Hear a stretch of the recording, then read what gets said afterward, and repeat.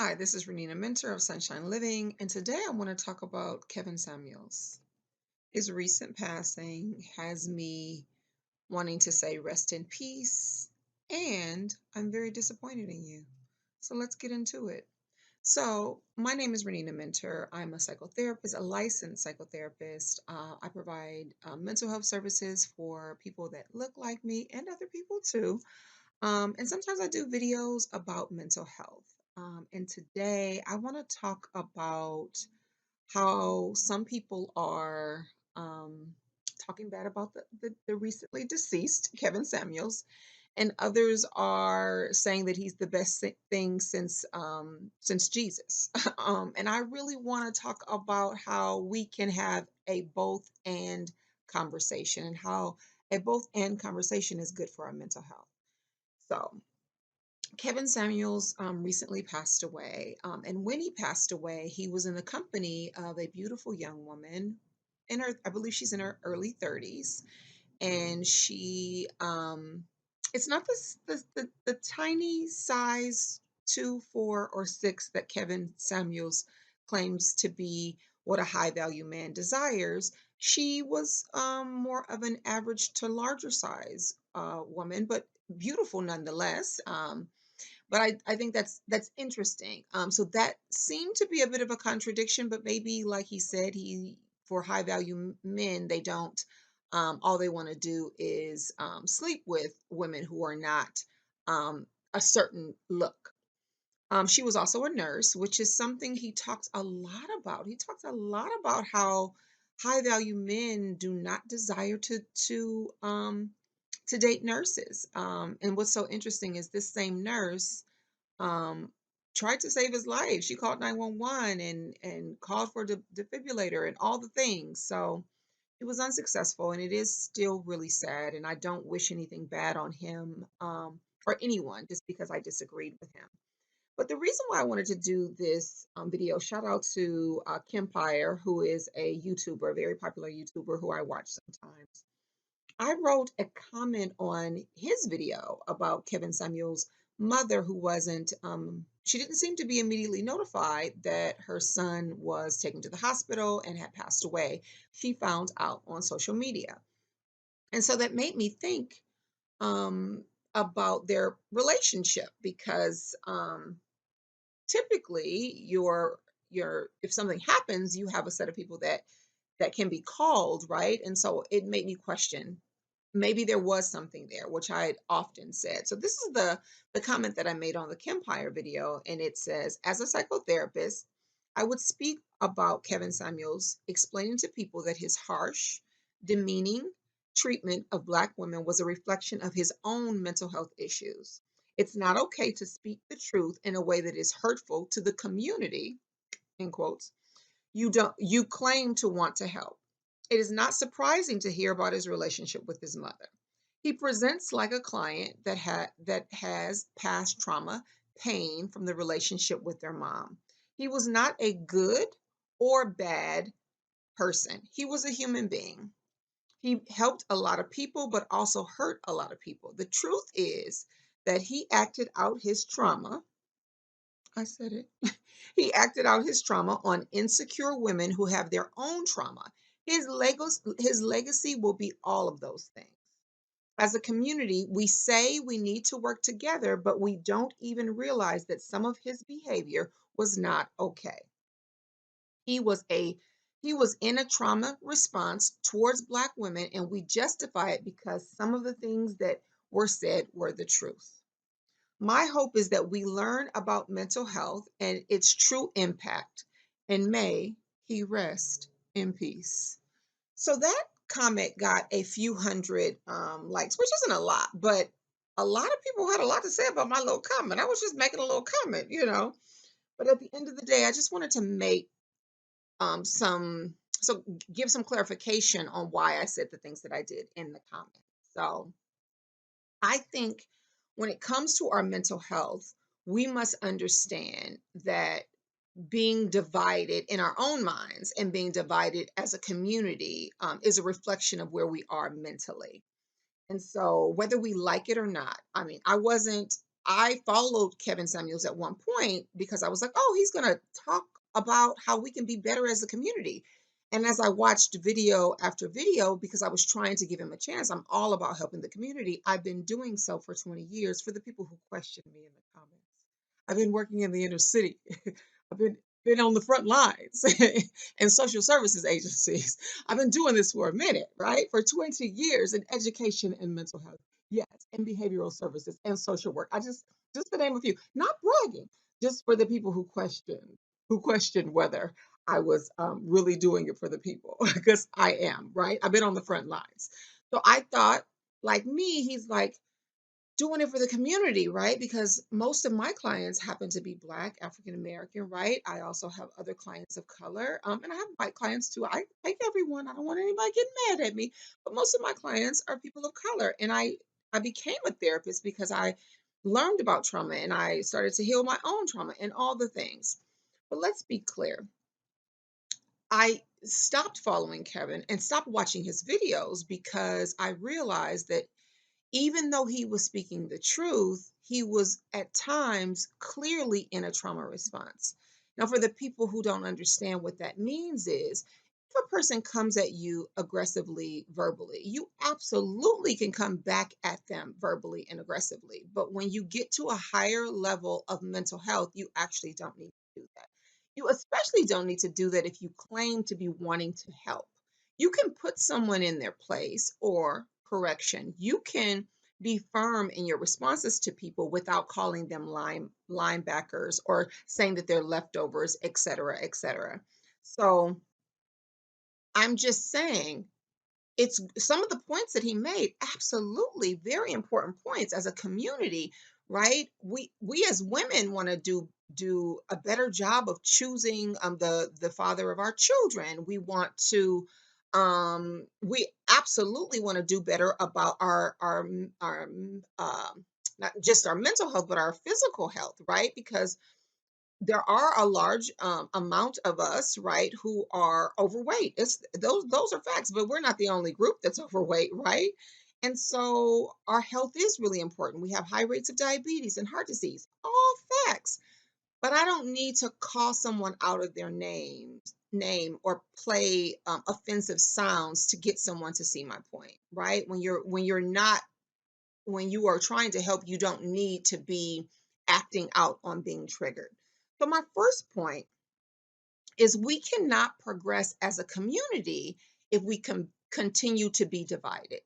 I'm not the first person to say that. And people who really understand mental health and understand where we've been and where we actually need to go, they understand that us constantly saying, no, it's the Black man's fault. No, it's the Black woman's fault. No, it's the Black man's fault.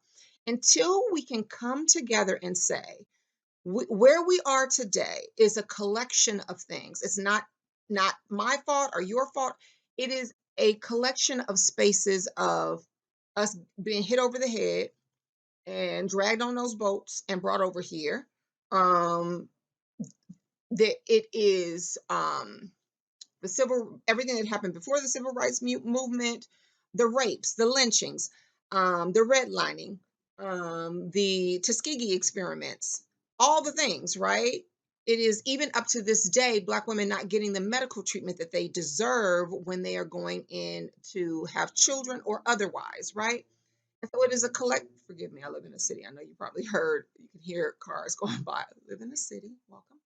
Um, so it is a collection of things. And throughout all of these things have created trauma, which automatically and often creates a feeling of distrust. And so when it comes to us not being able to trust each other, we know the stories of what happened during slavery, house Negroes and field Negroes. We many people know about, I believe the letters are called the Willie Lynch letters. Somebody fix that for me. I'm not exactly sure what they're called. But if you know what those things are the reasons why we've continued to not trust each other. Now we're often in a trauma response. We have therapy. Therapy is not as stigmatized as it used to be, and we still won't educate ourselves on why we treat each other the way we do. And on top of that, we have people like Kevin Samuels and all of his soldiers, because he has a lot of soldiers in these streets, right? lots of soldiers think that it's okay to talk to Black women this way. It's not okay to talk to any woman this way, and it's especially not okay to talk to Black women this way.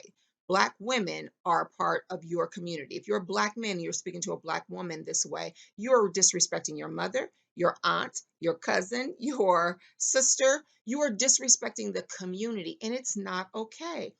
He had great points, but does the truth justify the way that he spoke to Black women? And the answer is no. It's no. It's only no if you really want to see us come together. No, if you don't, if you want us to stay where we are now, then be great. Be great. If you want us to stay exactly where we are, then be great. But let's be clear, he was divisive in the way that he treated Black women. And it's the same thing for the Black women on YouTube who are saying Black men are dusties. I can't follow them either. If you guys catch me following them, let me know so that I can unfollow them, right? Because it's the same scenario, and it is a lower level emotional intelligence to be in a space of black and white or right or wrong. It's like who's wrong? One side must be wrong. That's not the case. As Black women, we need to take responsibility. As Black men, you need to take responsibility. Both sides have to take some responsibility. This is what emotional intelligence is. It's being able to say, I can agree with some parts of what he's saying, and this is not okay. It isn't one or the other. It's not if I say Kevin Samuels is right about some things, then Black women must be wrong. That is not how it works. Both sides need to take responsibility. So, my first point is if we're going to progress as a community, we need to know when we're being divided, right? And we need to acknowledge that if we're going to stay at odds, we are not going to progress. We need to stand in take both sides taking responsibility, and we need to do it with as much love, kindness, and truth as possible. That means when you see a man out in the world, because there are many Kevin Samuel soldiers. When you see a man out in the world moving like Kevin moves, as men, will the real men please stand up? Somebody, as men, you need to call it out. Yes, bruh, you have a good point, but you don't have to talk to Black women that way. We have to begin to do it, and we have to begin to do it now. My second point, um, oh, I kind of already made it. I got off on a tangent. Is the truth a good reason to demean, put down, disrespect Black women? And the answer is no. And for the people who feel that it is okay, you have to ask yourself why. Who taught you that it's okay to be in this space of aggression? I know in this country, aggression is favored over vulnerability, sadness, disappointment, other emotions because it's seen as strong. Well, guess what? Anger and aggression is still a form of dysfunction. Anger and aggression is the true weakness, not sadness. Being vulnerable is just well, let's be clear. Being angry is a part of all of us as humans, but being aggressive towards other people, whether it's verbally or otherwise, is unacceptable. And it is a lower form of being a human. It's a lower form of emotional intelligence. So, for those of us who feel, not me, but for those people who feel that the truth justifies, being aggressive, it's time to let that go. It's time to let that go. And so my last point is we have to take our mental health seriously. Most people don't even realize that Kevin Samuels was in a trauma response. Yes. Whenever a black woman said something that he didn't like or didn't agree with him, or maybe she was genuinely wrong, or maybe she was even aggressive, then it was no holds barred. It's like, okay, so now I'm going to go in on you. But the disrespect for someone who is claiming to help the community, I'm not saying that he did everything right, and I'm not saying that he did everything wrong, but at some point we have to realize that this aggression that we have towards each other has to stop. So I want to say to Kevin Samuel's family and the people who loved him, um, I'm sorry for your loss. I wish nothing bad upon him or his soul or his spirit. I don't believe that this is karma. People are going to pass when they pass, right?